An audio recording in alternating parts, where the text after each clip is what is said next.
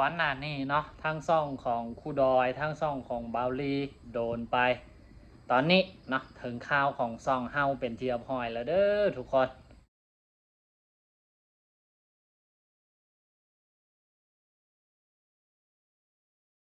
กะก่อนอื่นกะสบายดีและสวัสดีบรรดาให้พี่น้องหมดทุกผู้ทุกคนอีกตืมคือเก่าคือเดิมเนาะตอนนี้ก็คือซ่องของเฮาเนาะก็คือตามทั้งซ่องของบาวลี่ทั้งซ่องของครูดอยไปเป็นที่เรียบร้อยเนาะก็คือปุ่มสั่งรายได้อยู่ในซ่องของเฮาเนาะหายไปนะทุกคนบ่มีปุ่มสั่งรายได้ให้คือจังเมื่อก่อนแล้วเนาะกะโทษทุกคนบ่ฮู้ว่าเป็นนำเป็นหยังเนาะก่อนหน้านี้เฮาได้เว้าในคลิปของเฮาไปเนาะว่าเฮาก็บ่ฮู้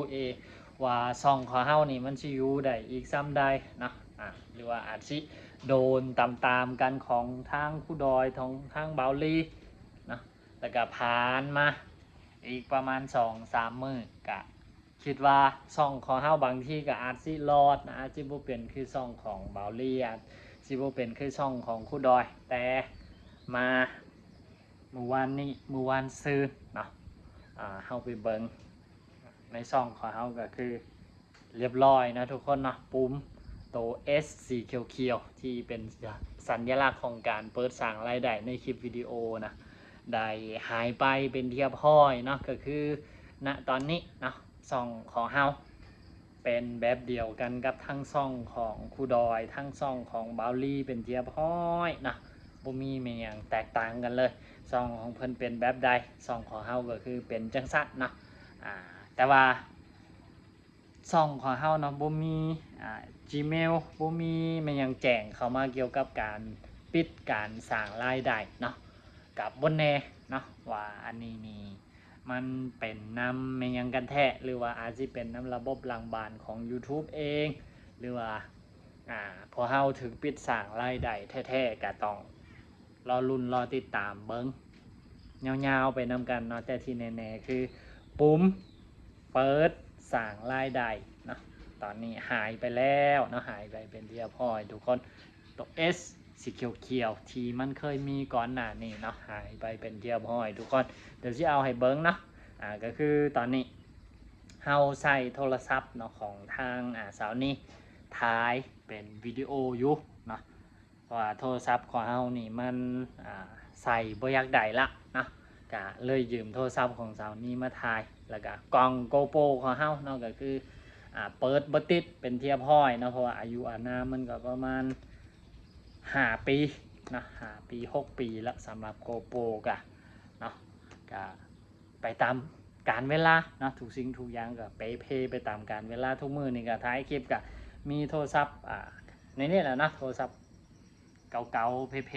ในนี้นะก็บางครั้งบางคราวก็ใส่ของสาวนี่ที่ว่ากำลังถ่ายอยู่ตอนนี้เนาะแต่ว่ากล่องของสาวนี่นี่งามได้ทุกคนเบิ่งจากในวิดีโอตอนนี้นะโอเคเดี๋ยวพาไปเบิ่งหลังบ้านของเฮาเนาะนี่นะทุกคนเนาะตอนนี้ก็คือบ่มีแม่หยังแตกต่างจากทางของครูดอยของทางบาวลีเลยเนาะคลิปทุกคลิปของเฮาเนาะบ่มีรูปตัว S ที่เป็นสีเขียวๆขึ้นคือจังเมื่อก่อนแล้วทุกคนเนาะปุ่มการสร้างรายได้นะแถบสถานะที่บ่งบอกว่าคลิปของเฮาสามารถสร้างรายได้ได้คือจังก่อนหน้านี้เนาะมันได้หายไปเป็นเทียบห้อยทุกคนนะเหลือแต่คลิปธรรมดานะนี่หายไปหมดทุกคลิปเลยทุกคนนะเหลือแต่แบบนี้เด้อทุกคนเด้อตอนนี้นะก็เห็นซ่องของหลายๆคนเป็ดนะเฮากับบ่คิดบ่ฝันว่ามันสิมาเกิดกับซ่องเฮาเองนะในที่สุดซ่องของเฮาก็ตามกันไปนะทุกคนเนาะทั้งที่ว่า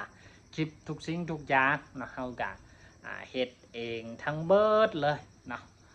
ถ่ายเองกับมือเสียงก็เป็นเสียงเฮาเนาะบ่มีเนื้อหาที่ว่ามาจากบอนอื่นมาจากแหล่งอื่นนะแต่ว่าเฮาเป็นคนที่ว่ามาเฮ็ดคลิปเฮ็ดนั่นเกี่ยวกับเด็กน้อยนะเฮ็ด บางคลิปก็เฮ็ดคลิปยอกเด็กน้อยไล่เด็กน้อยไล่เอาขนมแจกสินะก็มีเนาะก็บ่ฮู้ว่าสิมีสอนเกี่ยวกับที่เฮ็ดให้แถบสร้างรายได้ในช่องเฮานี่มันหายไปบ่อันนี้ก็บ่สามารถรู้ได้เนาะช่วงหลังๆนี้ก็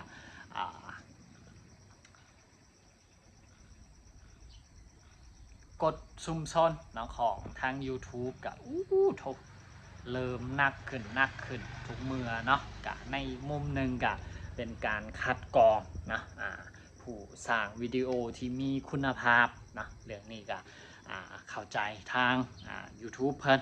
แต่ในอีกเบื้องหนึ่งอีกฝั่งหนึ่งเนาะการเฮ็ดคลิปของเราครีเอเตอร์ก็ยากขึ้นตึ๊บคือจังของพวกเฮาสิเนาะก็มีหลายๆคนโมเมนต์แต่เบาดังนะก็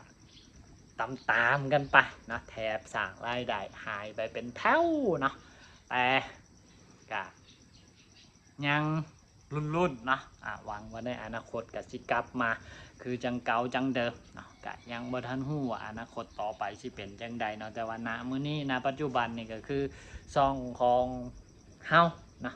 ก็คือตามช่องของครูดอยตามช่องของเบาลี่ไปเป็นเทียบห้อยเนาะก็เห็นทั้งสองคน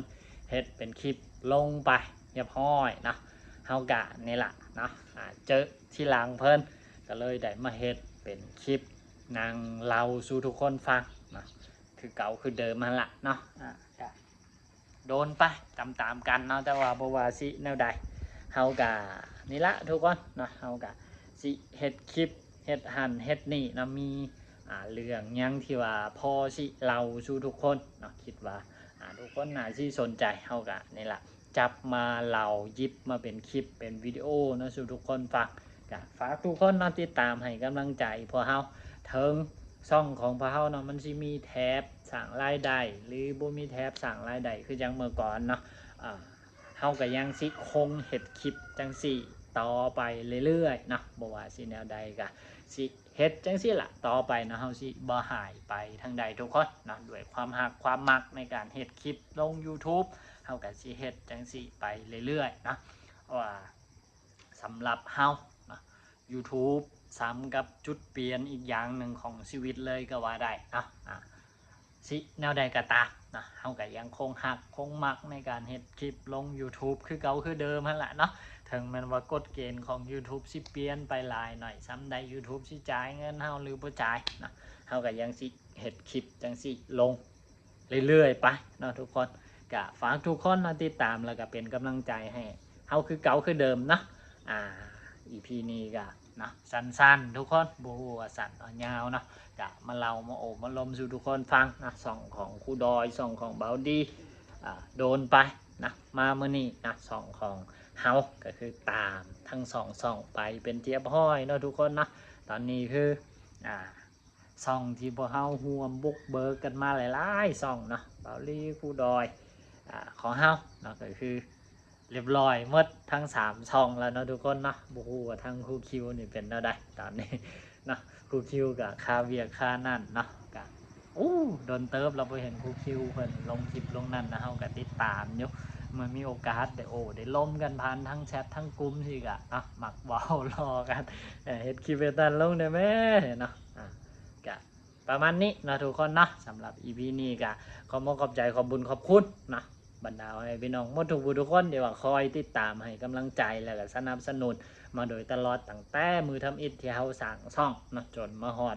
ทุกมื้อนี้ก็ยังอยู่นำกันยังหักยังแพงกันนะก็ขอให้หักให้แพงนะเฮาไปจังซี่ตลอดนะบ่ว่าสิดนซ้ำใดนะถึงแม้ว่าจากมือทำอิฐจนมาฮอดมื้อนี้นะบรรดาให้พี่น้องที่ติดตามเฮาแท้ๆมันสิเหลือบ่หลายนะแต่ทุกคนที่ยังติดตามเฮาอยู่ก็คือทุกคนที่ติดตามพอเฮาด้วยใจเนาะฮักมักในสิ่งที่พอเฮาเฮ็ดเนาะพอเฮาก็ต้องขอบใจขอบบุญขอบคุณหลายๆเด้อเนาะขอให้เบิดทุกท่านเนาะอยู่ดีมีสุขอยู่ดีมีแห้งบ่ว่าสิคิดสิ่งใดปรารถนาสิ่งใดก็ขอให้ได้สมดังคำคิดคำปรารถนาทุกประการเด้อสาธุสำหรับ EP นี้ขอตัวลาไปแล้วทุกคนพบกันใหม่ EP ต่อไปนะสบายดีบ๊ายบายทุกคน รู้สึกว่ากล่องของสาวนี้นี่งามเลยนะ